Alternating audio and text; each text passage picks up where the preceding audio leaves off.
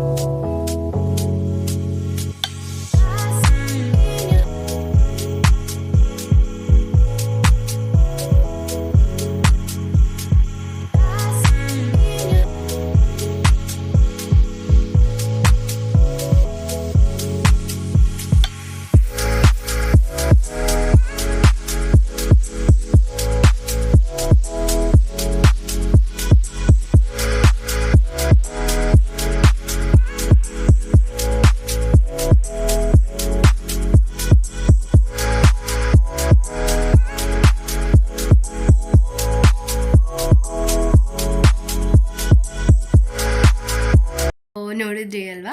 So ಇದಾಗಿತ್ತು final look.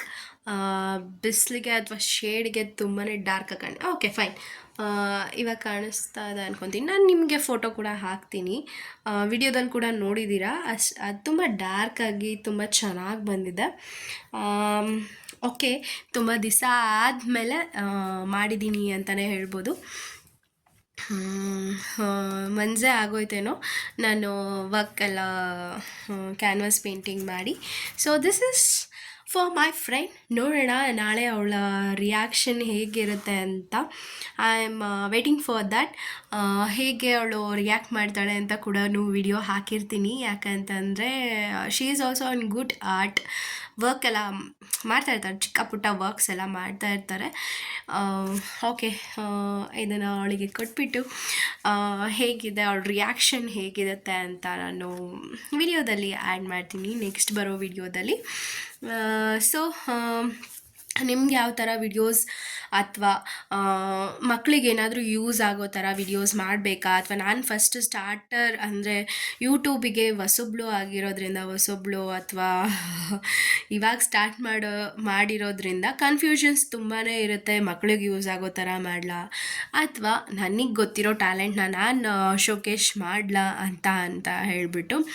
So ನಿಮ್ಗೇನು ಅನಿಸುತ್ತೆ ಕಮೆಂಟ್ ಮಾಡಿ please. And then don't forget to subscribe my channel, that is Chetana Hat and Craft. So thank you for watching my channel. Bye bye, see you in the next video.